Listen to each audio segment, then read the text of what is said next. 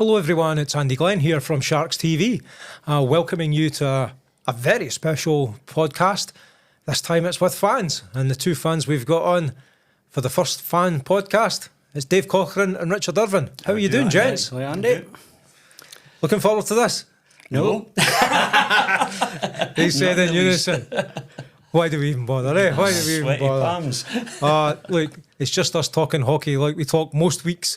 Anyway, if I take you back to the start of the season, and we were all chatting away in Alan Henderson's bar, as I remember it, in Castle Douglas, we were having all the thoughts about the start of the season. What were your thoughts at the start of the season? I'll start with you first, Dave. Oh, excitement. I mean, really excited about the forthcoming season because it was like hit the big time now. Nothing wrong with what's happened in the past. Great organisation, but this was just like completely new level and so high as a kite for it to happen. Really. Richard, what were you thinking? Much the same. I thought this year was outstanding because pre-season we were getting a lot of feedback from the owners, everyone. It was all, normally there's a media silence in between seasons. This year it just kept us interested right through. That's right, there was a lot of social media. Yeah. There was every player who signed interviewed, and that really hyped us up. Where did you think we would be, though, at this stage? At this stage, I was kind of thinking we might be about halfway up the league. Just To be honest, I thought we'd be up there as well. No, you didn't. You were saying we were going to be right at the top of the league, as I remember. But that was at the end of the season, not this time. No, there was a lot of excitement, wasn't there? There was a lot of excitement, yeah. A lot of hope. Now that you've seen some of the games and some of the opposition, there's a bit of a reality check there, wasn't there? There was to start off with, yes. The players, you could tell the players had it, but they just weren't gelling as we would like them to gel, as we'd hoped it'd be for game one, you know. But no, I mean, I never really had much, you know, I had plenty of faith in the players, just the time it was taking. I mean, I must admit it took a wee bit longer than I expected. I thought the 4 pre-season games, we looked really good for a team that hadn't played together. And I thought, things have got to click really well here. And then we had a wee bit of a lull when we started the season. But lately, unbelievable lately. What have you been thinking of the games recently? Oh, brilliant. Absolutely brilliant. It's like real hockey you can. Not that it was bad last, you know what I mean, but it's just like pro hockey's in Dumfries again. It's just like, wow. We had a bad game a few games ago, but since then, even though we got beat 2 of the 5 games, I thought they were outstanding. Everyone played well. Yeah. I mean, some bad refereing decisions.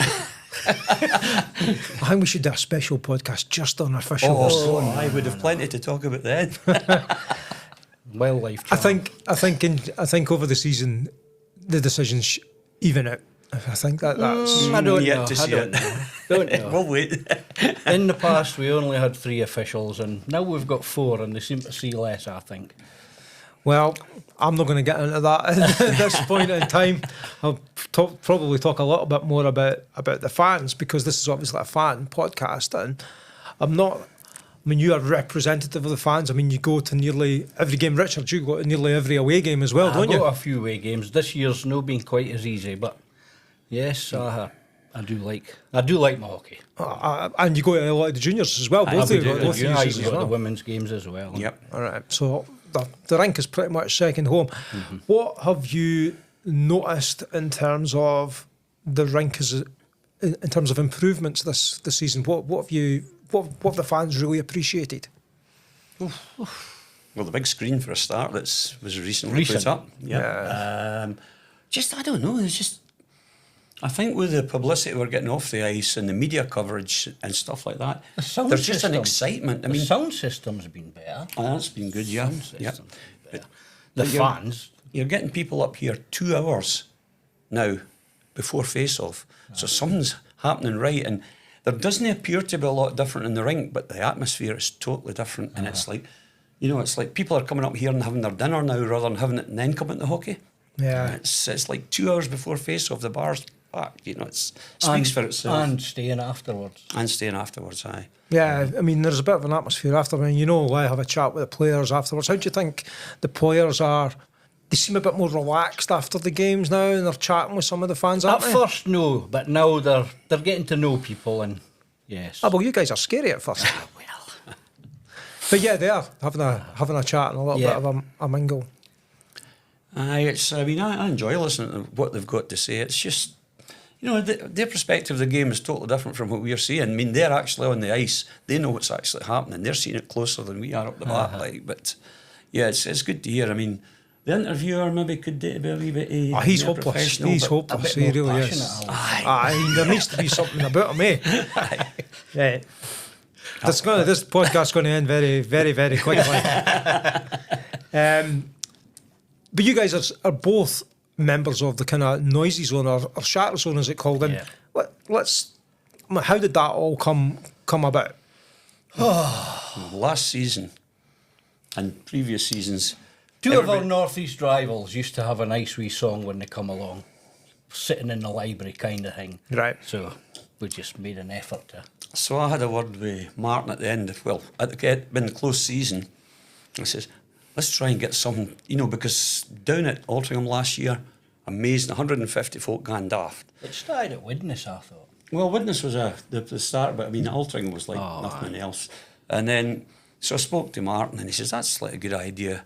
And then I met John and David and it was their idea as much as my idea, if you know, and I was just like, so we just put it out there, like if you want to make noise, come up to what was like the noisy zone, the zone F, and then the fans have just started calling it the Sharkzone. So that's where we see it be it now. But people are loving it, and I've had a lot of people contacting me recently saying we're going to come up. We could do a few more people sitting in the Sharkzone. Like, to be honest, we could do the few that are there's maybe about 30 odd of us every week and make a lot. But when I went to collect my 50-50 the other night, third one, just walking along, even the other two along the side, they were noisy.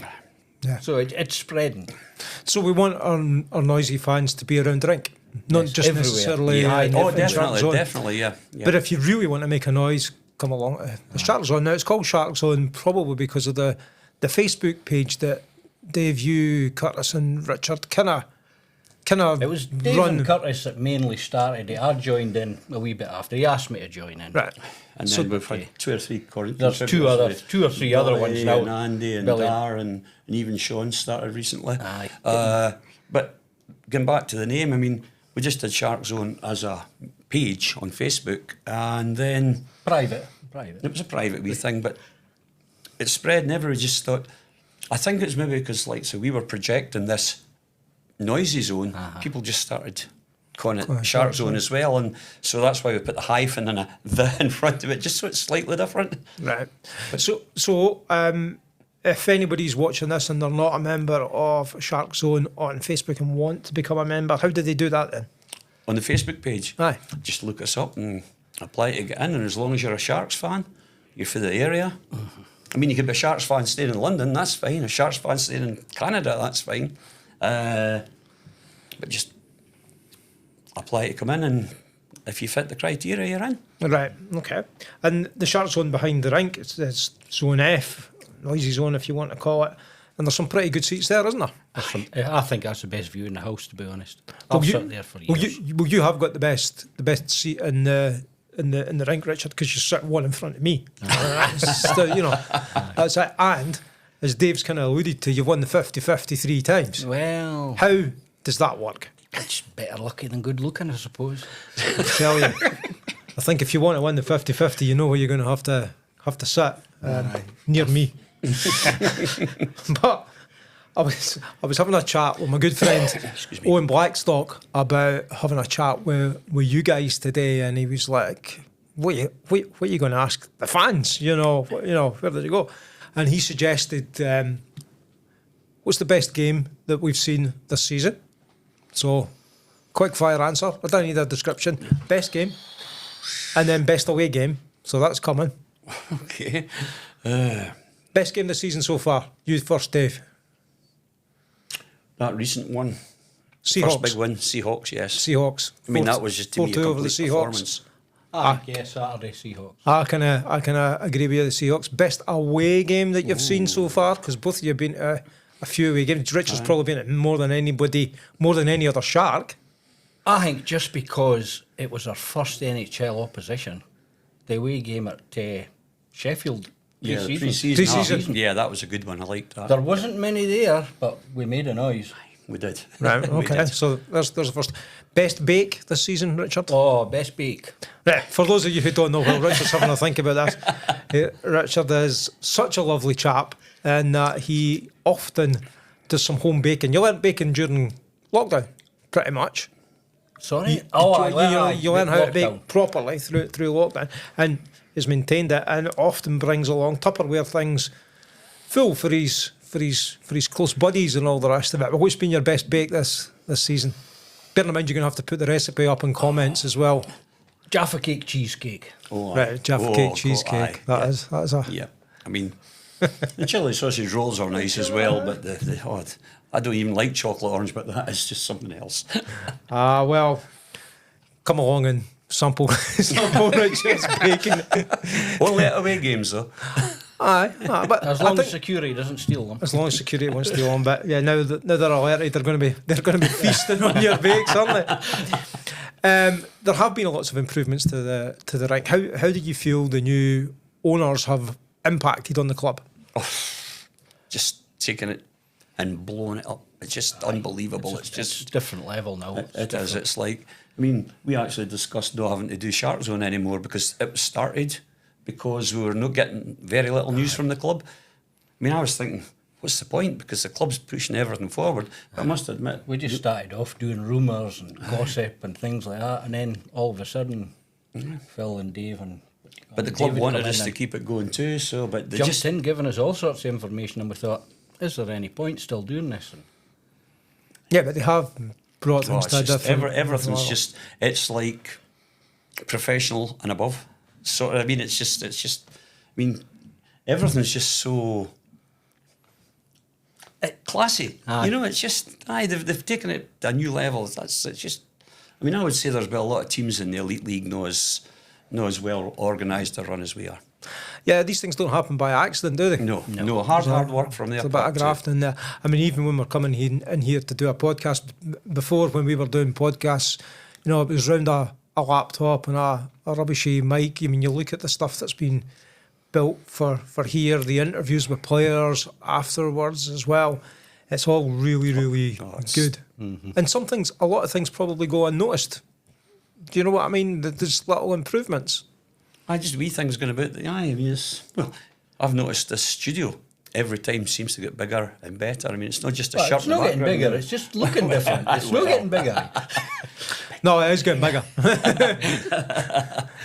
Yeah, but there are things that, I mean, even yourself, Richard, on Saturday said to me, I've just realised there's a cafe down the stairs at the skate hire. Just with a new screen. Because I would be coming up to the cafe and nearly missing part of the second period, waiting for a cup of coffee or a cup of tea or something. And then the big screen shows, there's a cafe downstairs behind the skate hire. I didn't know that. Right, so that's what I'm saying. Things improve all the time, and we need to keep our eyes open. A lot of subtleties that it's not announced. You've just got to find them for yourself, and it's good. I'm going to ask you a question that if the guy was here, he wouldn't let me ask. What's your thoughts on Martin Grubb as a coach? The one and only. I mean, it's as we've always said. In Martin, we have faith. I think he's the best British coach in the country. Simple as that. Probably the best coach in the Probably country. best coach. And that's not just Scotland. I'm talking about the island. Mm-hmm. Yeah, we're lucky to have him, aren't we? Yes. Without a doubt. But didn't tell him I said this. I think he'll probably find it. He definitely got. I keep saying he's like the Sir Alex Ferguson of the hockey world. He knows everything. Aye. So if you slagged him off, he would know. Aye. slagged him off, and he'd know where to find you as well. Oh, there's no doubt about that. Right. Normally at the end of podcasts, and we're just coming at the end just now, I would ask whoever's getting interviewed for a message to the fans. Now, I'm going to let you have a think about this because I'm going to ask you for a message to the players. But before I ask you that question, I'm going to say to everybody, remember to like, share and subscribe to this video, this channel. It does a huge amount for the Sharks. The more people we get subscribed, the more actual cash comes into the club through watching free videos. So your payment for watching us tonight is to hit that like button and hit that share button and hit that subscribe. Please do that. Now I'll go back to you guys. You've had a moment to think about a message to the players. Richard, I'll go with you first this time. Just keep up what you're doing. And I think this year, and hopefully it'll continue, is at the end of the games now, the players are actually coming to show their appreciation what the fans have been doing. Just keep it up. So keep it up, keep doing it. Dave, your message to the players? Talent's there, skills there, the desire's there. You've proven it over the last few weeks that you're merging as a team. Just keep up that damn good work. Really And get enjoy us it. to the playoffs. Aye, without a doubt. And in the words of the Sharkzone, get into them. Get into them, get us to the playoffs. I'm guessing you've already got your hotels booked for Yes, the playoffs. hotels are Without a doubt, yes. As have I, so aye. Get us to the playoffs, please.